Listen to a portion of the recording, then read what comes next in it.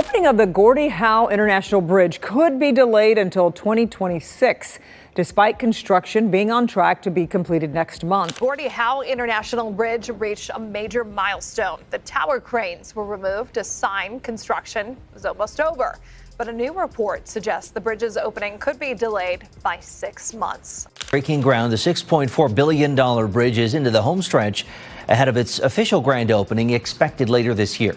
What if I told you the $5 billion bridge built to unite America and Canada is already turning into a nightmare? The Gordie Howe International Bridge was supposed to be a game changer, a symbol of strength, power, and unstoppable trade between two of the closest allies in the world. Have to look at the toll rates that are at other border crossings. So other crossings here in Windsor, Detroit, other crossings in southwestern Ontario, and then also look at the value that we're providing at the Gordie Howe International Bridge. So really a lot of factors go into that final determination, and we still are working on finalizing that. But instead of celebrating, both nations are now facing delays, broken promises, and a political storm that could shake the global economy. And at the center of it all, Donald Trump. With a single tweet, he unleashed a trade war that didn't just hurt Canada. It sent shockwaves across American factories, workers, and families too. This isn't just a story about steel and concrete. It's about pride, betrayal, and the dangerous cost of playing politics with billions of dollars on the line. And the truth about this bridge might shock you. The Gordie Howe International Bridge was supposed to be a once-in-a-generation project. A massive $5 billion structure stretching across the Detroit River, connecting Michigan and the United States with Windsor in Canada. It wasn't just another bridge. It was meant to be a symbol of strength, unity, and prosperity between two countries that have shared one of the closest partnerships in the world. For years, leaders sold it as a crown jewel of North American trade. Thousands of trucks were expected to cross it every single day, carrying auto parts, food, and goods worth billions of dollars. To the public, it looked like progress. To Washington, it looked like power. For Donald Trump and his America First agenda, the bridge was supposed to be proof that America could still dominate the region's economy. A legacy project, something his supporters could point to and say, that's what leadership looks like. But here's the twist. Even before the ribbon was cut, cracks started to show in the dream. Just recently, new reports revealed that the grand opening of the bridge might not happen on schedule. Despite construction being nearly finished, delays at the border facilities on both sides could push the opening all the way to 2026.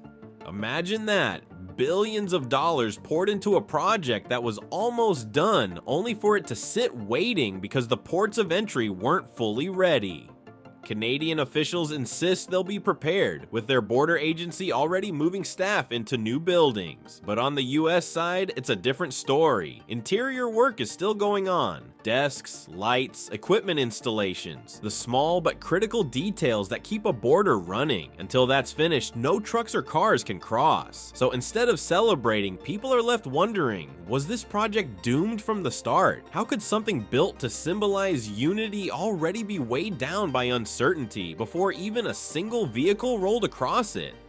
The Gordie Howe Bridge was supposed to make trade smoother, faster, and stronger. Instead, it's raising doubts. And those doubts aren't just about the construction delays. They connect to a bigger story about politics, pride, and an economic fight that has been simmering between the US and Canada. Because as big as this bridge looks, the cracks in the relationship it represents might be even bigger. In March 2025, one tweet changed everything. Out of nowhere, Donald Trump announced a massive 25% tariff on cars and auto parts coming in from Canada and Mexico. Just a few lines on social media, but the shockwave was immediate. For decades, the US and Canada had built one of the closest trading partnerships in the world. Factories on both sides of the border depended on each other. A car made in Detroit might have doors from Ontario, engines from Mexico, and electronics from Ohio. The supply chain was like one giant puzzle. And suddenly, Trump flipped the table. Almost overnight, the smooth flow of goods across the border came to a halt. Trucks were stuck, parts piled up at crossings, and factories that once ran on just-in-time delivery were suddenly out of sync. In Detroit, shifts were cut. In Ohio, plants slowed down because the parts they needed were sitting on the other side of the border. Billions of dollars in exports were frozen, and workers felt the pain almost instantly. To Canadians, this wasn't just about money. It felt like betrayal. Their closest ally was now treating them like a threat. Workers, unions, and leaders across the country demanded action. In Windsor, just across the river from Detroit, union halls filled with angry auto workers. Lana Payne, the head of Canada's largest auto workers union, gave a fiery speech saying calling Canada a security risk was like stabbing the nation's economy in the heart. Her words echoed across the country. The days of quiet diplomacy were over. Meanwhile, the shiny new Gordie Howe Bridge, still under construction, started to look less like a symbol of friendship and more like a monument to failure. Instead of uniting two nations, it was standing as a giant question mark. What was the point of a $5 billion connection if the flow of trade was already broken by politics? This wasn't just another trade spat, it was a fight where national pride and economic survival collided. And while Trump was boasting about putting America first, Canada was already planning its counterattack. But Canada's response wasn't just about slapping back with anger. Behind closed doors, leaders were preparing something much bigger, a survival plan that would flip the script completely. When Trump threw down his tariff threat, Canada could have just shouted back with speeches or waited months for Parliament to debate a response. But instead, something very different happened. Mark Carney, one of Canada's top economic strategists, stepped in with a bold plan.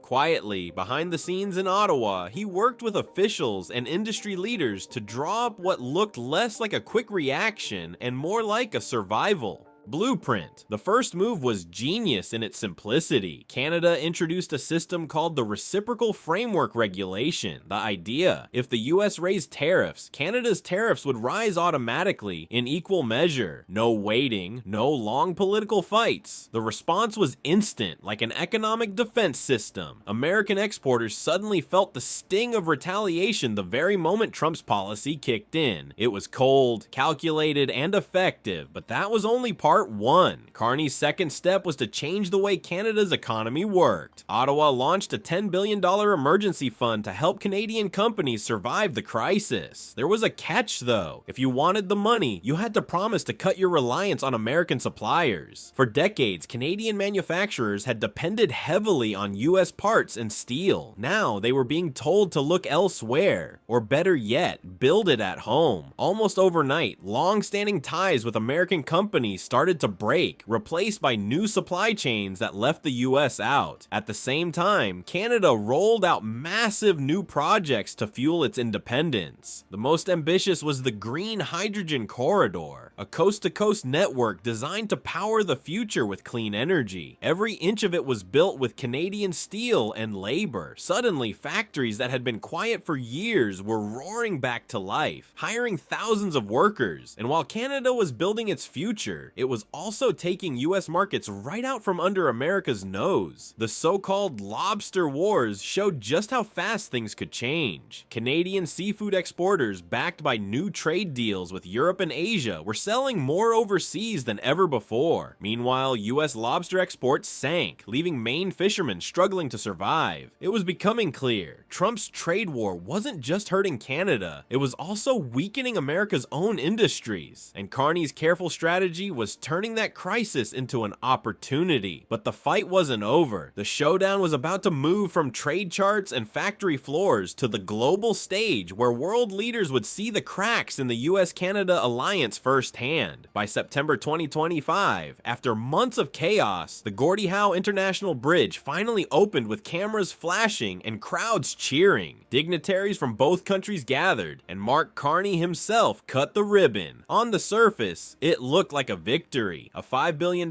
mega project was finally complete, and the first trucks rolled across in a grand convoy. People clapped, speeches were made, and the bridge was called a line of hope between two nations. But once the excitement faded, reality set in. The numbers weren't good. Planners expected more than 10,000 vehicles to cross the bridge every day. Instead, only about 6,700 showed up. That's almost 1/3 less than projected. Less traffic meant less toll revenue. And suddenly, this huge project that was supposed to pay for itself was running behind. Canadian taxpayers were quietly left holding the bill. To make matters worse, many drivers and trucking companies simply stuck with the older Ambassador Bridge. Even though it was aging and privately owned, it was cheaper and more familiar. So while the brand new Gordie Howe Bridge stood shiny and underused, its rusty old neighbor continued carrying most of the cross-border traffic. This was the painful irony. The Gordie Howe Bridge, built to be a triumph of American trade vision, was instead becoming a monument to unintended consequences. A symbol not of unity, but of how badly things could unravel when politics and pride collide. Trump had promised his tariffs would make America stronger, bringing jobs and industry back home. Instead, they drove Canada to cut ties, strengthen itself, and open new markets around the world. The US, meanwhile, found itself more isolated, with struggling factories and angry workers left behind. The bigger story wasn't just about steel, tariffs, or even a bridge. It was about trust. Trust that had held the US and Canada together for nearly 80 years. That trust cracked with one tweet, and no ribbon-cutting ceremony could cover it up. For the first time in modern history, Canada was proving it could stand on its own. The Gordie Howe Bridge was supposed to be America's crown jewel. Instead, it became Canada's Declaration of Independence, a $5 billion reminder that even the strongest alliances can crumble when pride comes before partnership. And now, with new reports of delays piling on top of everything else, one question remains. Will this bridge ever live up to its promise? Or will it forever stand as a warning of what happens when politics tears partnerships apart?